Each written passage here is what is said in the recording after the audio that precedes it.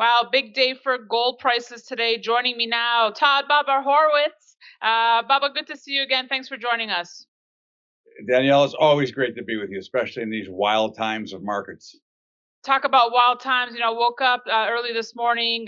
Gold was at, trading above $100 at one point. So a lot to talk about with you today. But first, a big story we broke today is this discrepancy in pricing that we're seeing between spot price versus futures price, Bubba. At one point before noon today, there was a spread of $42 an ounce between both prices. What's going on here? Well, I think what you're really seeing, Danielle, is there's a lot of stuff, and I think that a lot of the big commercials are actually shorting paper and buying and trying to buy the physical, and I think that's why you're seeing the pressure on paper gold or futures gold versus the actual physical metal itself. That's been, it's always been an issue, and it's always been a contention of many, especially in silver.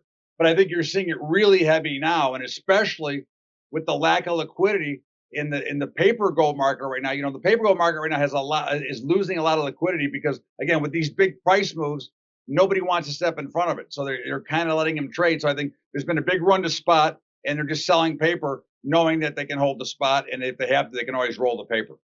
All right. Well, green across the board here as we're speaking, Bubba. Gold holding above 1600, silver above 14, platinum, palladium, rhodium, all huge moves here. Specifically looking at gold, did we reach the bottom? Is it all roses and unicorns from here on out? I've been short gold for quite a while. I actually had to reverse today, using my algorithm. And I didn't like reversing. I still don't like it, but I have reversed. I am long gold. I'm not real thrilled with this gigantic move up. Typically, in my eyes, rallies aren't born on a straight V-shaped bottom. And I think that there's probably a little bit of work to do, either consolidating or come back down a little bit. But certainly, I'm not going to fight the information that I use. So I was basically short across the board until today, and I really actually myself paid up to get it. I paid up in the 1660 June futures level, which is kind of where they are now, but they got up to 1693 before falling all the way back. Last time you were on, we also spoke about the gold silver ratio. You said, "Hey, I wouldn't be surprised if it widened even more." It did. Hitting 120 at one point, just unprecedented levels. What are you doing on the silver front here? Well, again, silver I was short until today. Again, I reversed silver. I do look at, and I want to explain something to all investors as well. If you're an investor and you're buying the actual physical commodity, I'm not a seller of that. When I talk about I'm short or I'm long, I'm trading that either day to day or week to week, however long the trades last. I love silver. I'm always a buyer of silver for my vault. I'm always a buyer of physical silver. And now and obviously paper silver, I'm long there now too. I mean, we've had a huge move off at 12. If you go back and look to last week, platinum, silver, and gold all bottomed on Friday and all had a little bit of a recovery. And then obviously yesterday they went farther, and today they're going even farther. So again, that was interesting. They make a higher low, but at the end of the day, if you're investing, I don't touch my investments. When I'm trading, now I'm long, but again, I won't be afraid to get short again either.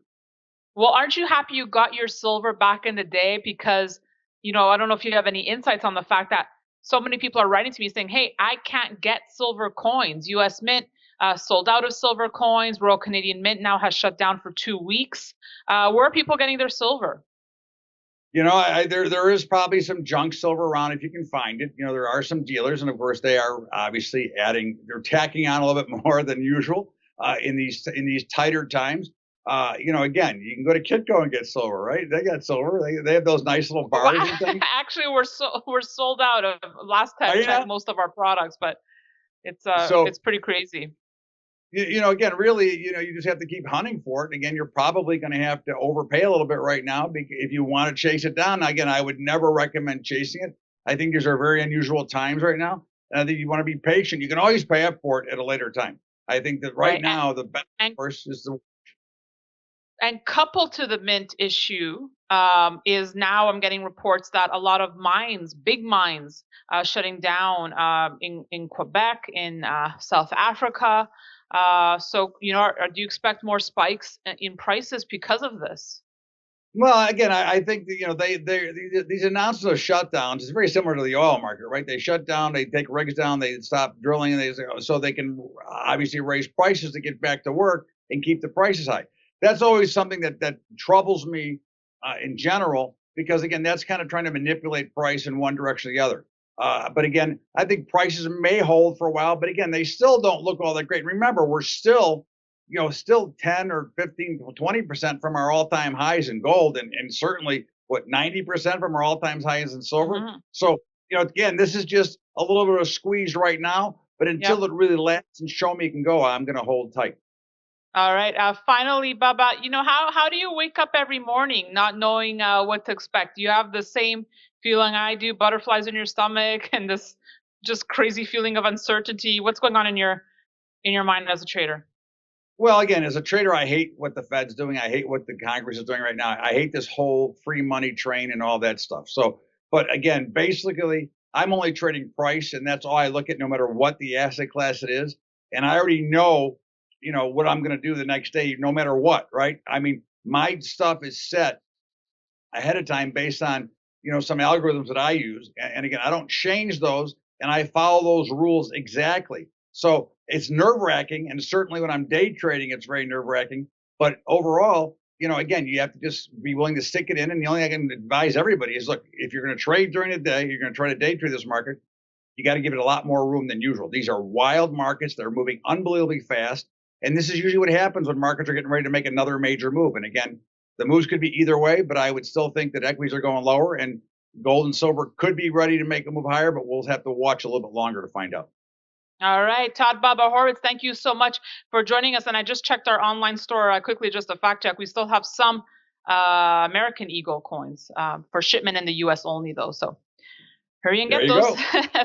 go. Thanks so much, Bubba. Thanks, Danielle. Have a great day. And thanks for watching. We'll have much more for you, so be sure to stay tuned to Kitco.com.